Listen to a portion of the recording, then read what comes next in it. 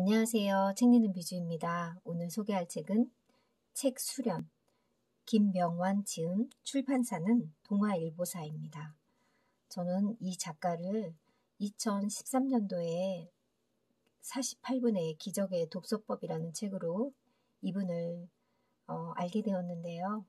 개인적으로 아는 건 아니고요. 책을 통해서 알게 된 작가입니다. 그때 그 책을 읽고 책을 정말 한번 열심히 읽어봐야겠다는 생각이 들었고요. 책을 많이 읽으면 인생이 바뀐다고 해서 제가 그때 한 10개월 정도 하루에 한 권 읽기에 도전해봤던 기억이 있습니다. 10개월 정도 해봤는데 제 인생은 변하지 않았습니다. 그러다가 요 근래에 다시 1인 1책을 하게 되었는데요. 요즘에는 책 읽기에 제가 푹 빠져 있답니다. 너무 재밌고 공감되는 이야기가 참 많아서 저도 이제 어느 정도 조금은 수련이 되지 않았나 하는 생각을 해봤습니다. 작가를 소개할게요.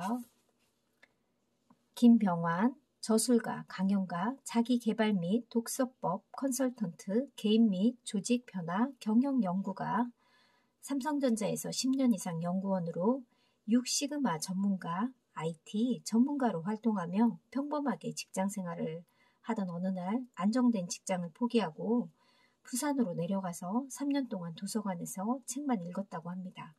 그때 읽은 책이 무려 10,000권에 달했고 그래서 나온 책이 지금도 많은 사람에게 주목받은 48분 기적의 독서법이다. 이를 계기로 신들린 작가라는 호칭이 따라붙을 만큼 수많은 책을 집필 1년에 10권 이상씩 지금까지 50권이 넘는 저서를 집필하고 왕성한 활동을 하고 있다.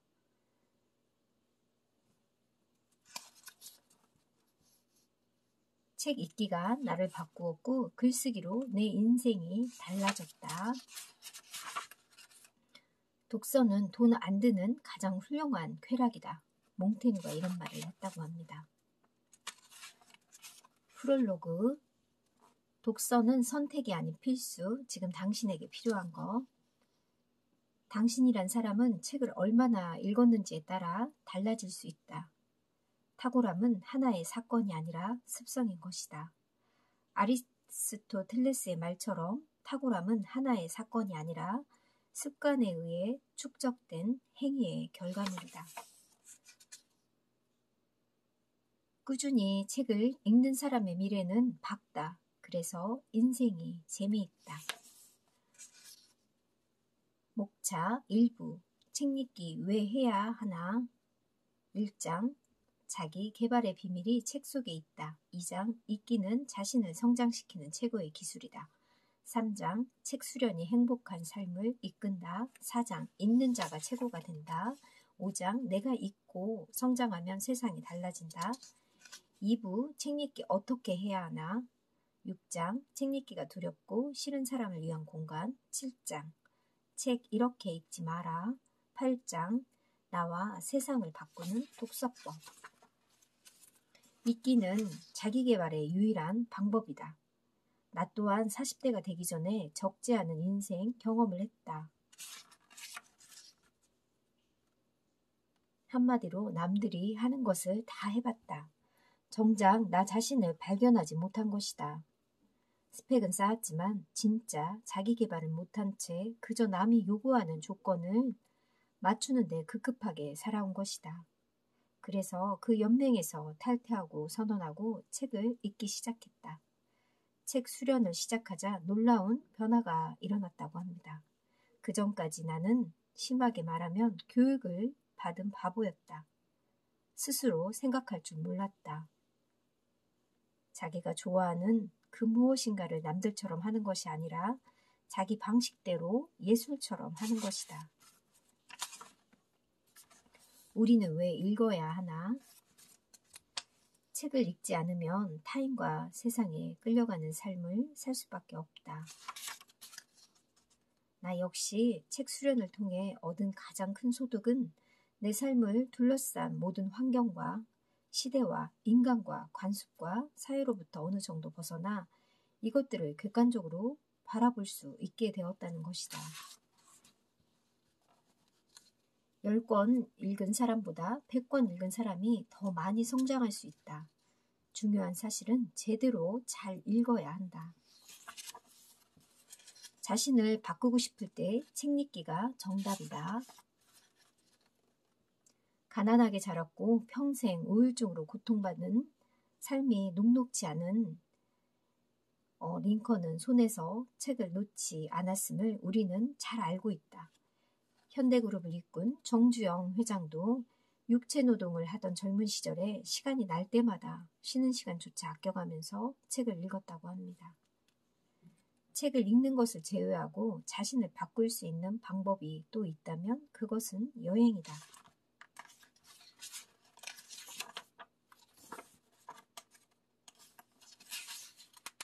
읽기는 자신을 성장시키는 최고의 기술이다. 책을 읽는 것은 자신을 바꾸는 것. 운동과 책 읽기는 이런 면에서 닮은 점이 많다. 훨씬 더 나은 몸과 근육의 상태를 유지하고 만들어 나갈 수 있다. 책을 꾸준히 많이 읽은 사람은 자신의 사고력을 강하게, 날카롭게, 크게 키운 사람이다. 현명하고 흔들림 없이 살아갈 수 있는 발판을 마련한 사람이다. 책을 읽지 않고 그저 눈앞에 닥친 일만 열심히 하는 사람은 사고력이 부족하고 생각의 끈이 짧다. 칸트는 인간의 지성을 세 층으로 나누었다고 합니다. 5성, 판단력, 이성. 5성은 이해력이라고 할 수 있고요. 그저 남이 만들어 놓은 지식이나 정보를 수용하고 이해할 수 있는 그 정도의 지성을 의미한다. 더 높은 단계는 이성이라고 합니다. 지성을 가졌기 때문에 장군이 될 수 있는 사람이라는 것이 칸트의 생각이라고 합니다. 바로 통찰력을 얘기하는 것 같습니다. 어떤 스승도 책 스승을 능가하지 못한다. 정혜윤 작가는 그의 책에서 책은 우리에게 뭔가 한 가지를 잘하는 능력을 주는 게 아니라 모든 것을 새롭게 볼 줄 아는 능력을 준다고 책에서 얘기했다고 합니다. 그의 말은 옳다. 나는 여기에 중요한 한 가지를 더 추가하고 싶다. 글을 쓰는 능력이라고 합니다. 글쓰기의 원천은 책 읽기에서 비롯된다.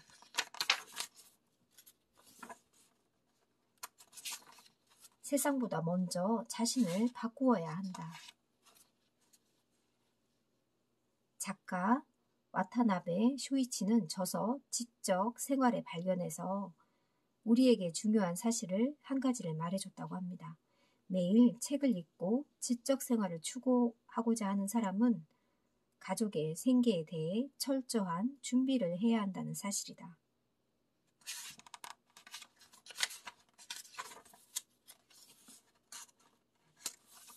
세상으로부터 상처받지 않게 된다. 우리가 행복한 삶을 살아가기 위해 필요한 것은 탐욕과 집착에 매인 마음을 정하는 것뿐 아니다.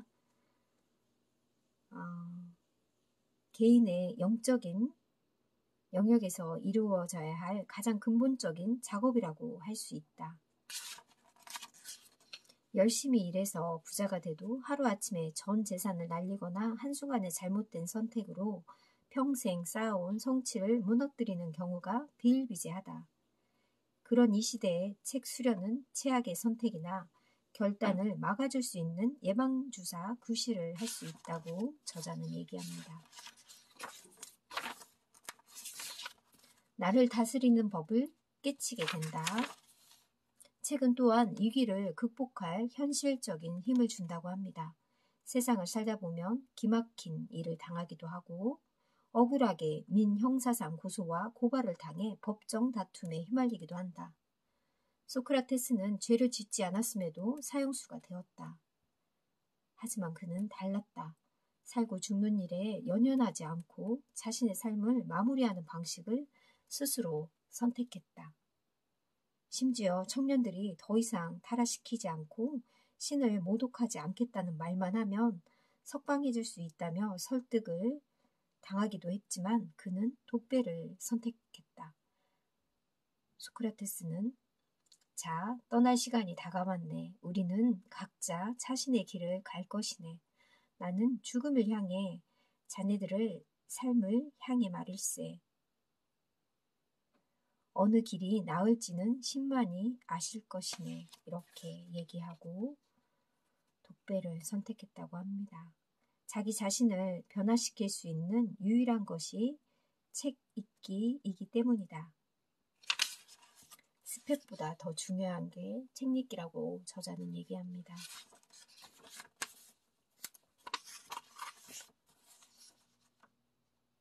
독서에는 임계점이 있다고 합니다. 물이 100도에 이르러서 비로소 끊는 것처럼 책을 읽을 시간과 양이 임계점을 넘어서야 한다고 해요.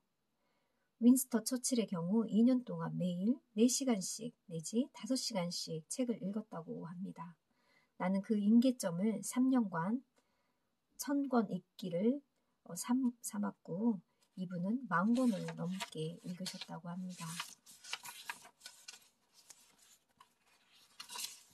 세상 탓 그만하고 읽어라. 매일 새롭게 자유와 삶을 전복하는 사람만이 진정 그것을 얻을 수 있다.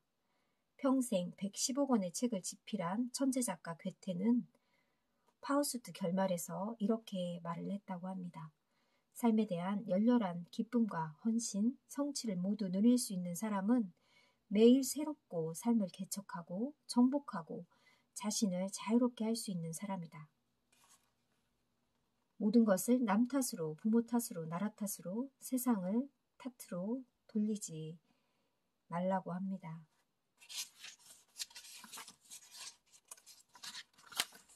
독서가 곧 봉사다. 책을 많이 읽은 사람을 가까이 해서 손해날 일은 없다. 늘 좋은 영향을 받게 된다. 책을 읽지 않는 사람은 책을 많이 읽은 사람을 통해 미처 보지 못한 세계를 보게 되고 미처 경험하지 못한 이야기를 듣게 된다. 독서를 많이 한 사람은 사회에 늘 좋은 영향인자로 작용한다. 그런 의미에서 독서는 봉사다. 우리 선조들 중에서도 훌륭한 독서의 대가들이 있다. 다산 정약용 선생은 18년 유배 생활을 하면서 500여 권의 책을 썼다. 충분한 독서량이 뒷받침되지 않았다면 그 같은 방대한 집필은 불가능했을 것이다. 정약용 선생님은 과골 삼천, 즉 복사뼈에 구멍이 3번이나 날 정도로 독서와 집필에 몰두했다고 합니다. 복사뼈에 구멍이 날 수도 있군요. 정말 놀랍죠. 총균세라는 책으로 유명한 플리처상 수상자 제레드 다이아몬드는 인류 문명에 대한 다른 책, 문명의 붕괴를 통해 왜 어떤 민족은 역사 속에서 살아남았지만 또 다른 민족은 몰락했는가에 대해 아주 중요한 교훈을 설파했다고 합니다.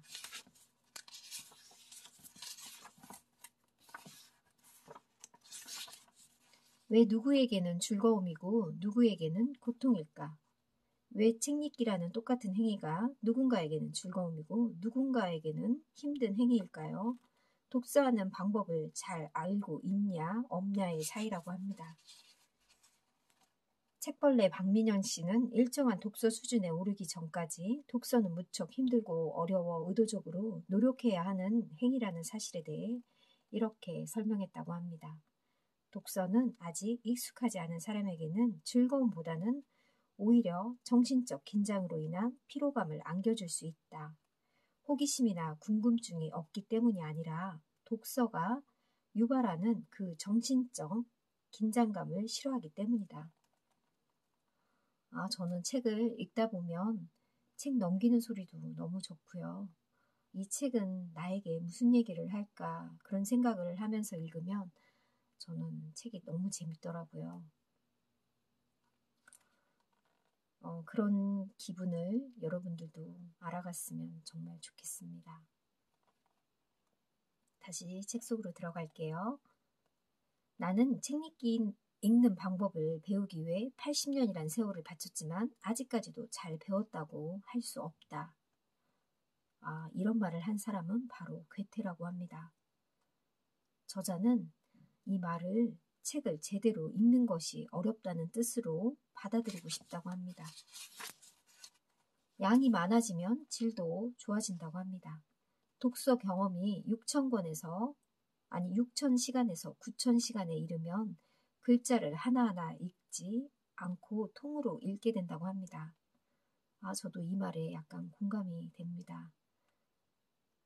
아직 이 정도는 아닌 것 같은데 하나하나 보지 않고 정말 동그랗게 조금씩 통으로 보이기 시작하더라고요. 다독이 중요한 이유는 뇌의 자극과도 관계가 있다. 책을 많이 읽으면 뇌가 많이 자극되고 그래서 빨리 회전된다고 합니다. 스키를 잘 타고 즐기기 위해서는 어느 정도 훈련과 연습이 필요한 것처럼 독서로 자신을 변화시키려면 독서력을 길러야 한다.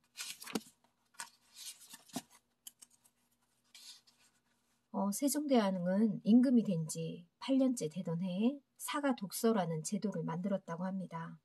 일정 기간 업무의 부담을 갖지 않고 독서할 수 있도록 휴가를 주었다고 합니다. 더욱 창조적인 인재로 만들기 위해서 짧게는 몇 달, 길게는 3년까지 독서 휴가를 집현전 학자들에게 주었다고 합니다. 정말 너무 대단하죠? 이와 함께 독서에 필요한 비용, 음식, 의복 등을 내려주고 독서를 통해 자신을 더욱더 향상시킬 수 있도록 했다고 합니다. 집현전 학자들도 정말 독서의 중요성을 알고 앞을 내다볼 줄 아는 훌륭한 임금이 있었기에 이렇게 한글이 탄생했을지 모른다는 생각이 듭니다. 생활 습관을 바꾸는 것도 중요하다. 15대 4의 법칙이라고 한다. 시작하기 전에 15분 동안 무엇을 할 것인지 계획을 세우고 나중에 내 시간을 절약할 수 있다는 법칙이다. 시간을 낭비하는 가장 큰 원인 중에 하나가 뒤로 미루는 습관인데 15대 4의 법칙을 기억해야 할 것 같습니다. 저자는 온리 리딩 데이를 만들라고 합니다. 이분은 11년 동안 직장을 다녔을 때 11년 동안 읽은 책이 11권도 되지 않았다고 합니다. 내가 회사를 그만두고 나서 온리 리딩을 했다. 정말 이분 대단하시죠. 그저 눈으로만 책을 읽는 것은 책을 감상하는 것에 불과하다. 몸과 마음과 정성을 다해 책 읽는 습관을 들여야 한다.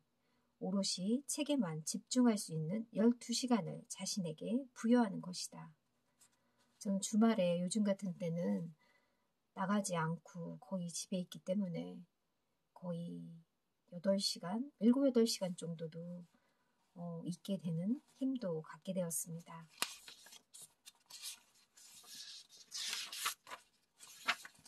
빌려 읽은 책 아까워서 아예 문장을 다 애워버렸다는 링컨. 링컨은 어려서 경제적으로 궁핍해서 책을 사보지 못하고 빌려 읽은 것으로 유명하다. 어렵게 빌려서 손에 넣은 책을 돌려주는 게 아쉬워서 책을 돌려주기 전까지 읽고 또 읽었다고 합니다. 읽다가 마음에 와닿는 부분이 있으면 필사를 했고요.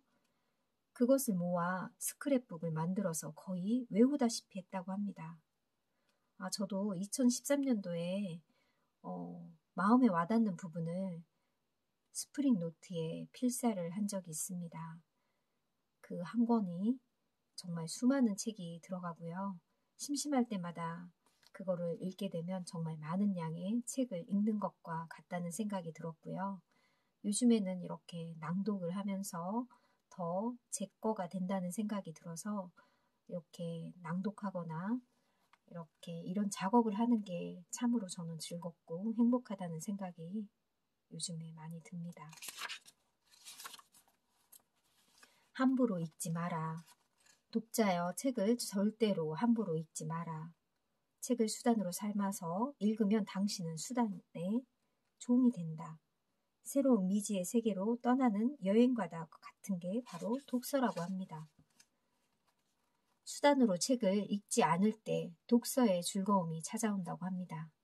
책을 제대로 읽는 사람은 자신이 생각하지 못한 수준까지 성장할 수 있다고 합니다. 책도 마찬가지다. 책을 통해 인간은 세상을 날 수 있다.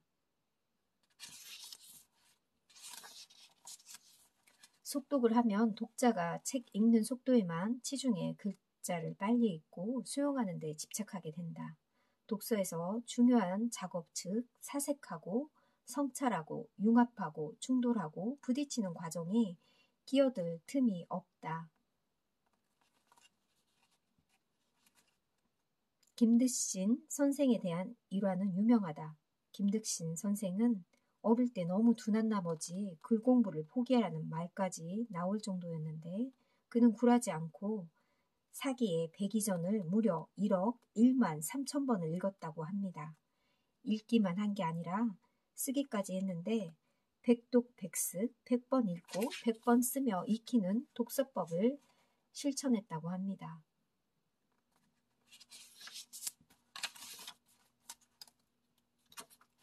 자기 세계만 고집하지 마라. 어떤 책을 읽더라도 자신의 편협한 생각과 의식을 내려놓지 않으면 아무리 많은 책을 읽더라도 사상과 철학, 의식이 성숙할 수 없다. 책을 고를 때도 마찬가지다. 열린 마음으로 선택해야 한다. 읽기의 제1원칙은 쓰기로 기록하라고 합니다. 제발 기록하라. 그 효과는 엄청나다. 내가 제안하고 싶은 방법이 초서다. 초소의 초는 가려 뽑다, 베끼다는 뜻으로 책에서 일부 내용을 가려 뽑아 옮겨 쓰는 방법이다. 온몸으로 읽어라. 온몸으로 독서라는 것은 손발을 움직이라는 뜻만이 아니라 책을 통해 배우고 익힌 것을 세상과 접목하라는 의미이기도 하다. 사상범으로 몰려 무기징역을 받은 20년간 수감 생활을 하신 심영복 선생님은 자신의 책을 통해 감옥에서의 특별한 독서 경험을 들려준다. 어느 날 책을 읽었는데 새 책이라고 생각하고 읽었는데 한참을 읽다 보니 전에 읽은 기억이 나더란다. 지식이나 깨달음을 현실에서 몸으로 옮기고 실천하지 않으면 한 번 읽고 난 뒤에 기억에서 사라져 버리기 쉽다라는 것을 절감했다고 합니다. 그의 말에 공감한다. 다 읽은 후에도 몸은 책이 전달하고자 하는 바를 충실히 행해야 한다.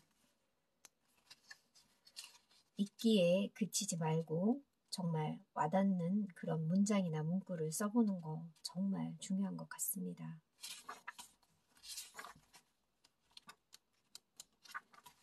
책마다 읽는 방법이 다르다. 무슨 책을 읽을지 파악해야 한다. 책 수련을 처음 할 때는 그런 책을 선별해내기가 어렵다. 모든 책을 반드시 정독하라는 것은 아니다. 읽다가 3분의 1까지 읽었는데 감흥이 없다면 굳이 끝까지 읽을 필요가 없다고 저자는 얘기합니다.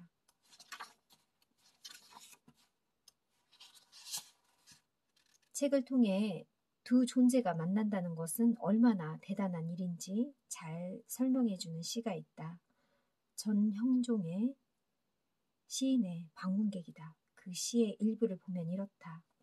사람이 온다는 건 실은 어마어마한 일이다.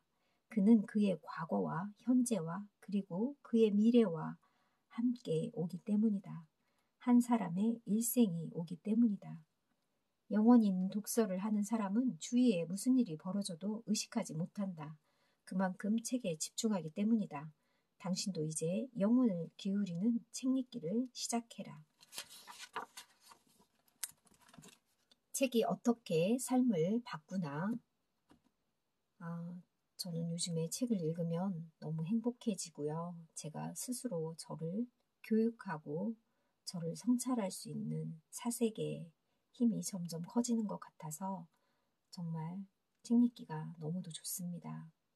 여러분도 그런 재미를 조금씩 느끼는 하루에 10분씩이라도 꼭 읽으시길 바랍니다. 감사합니다.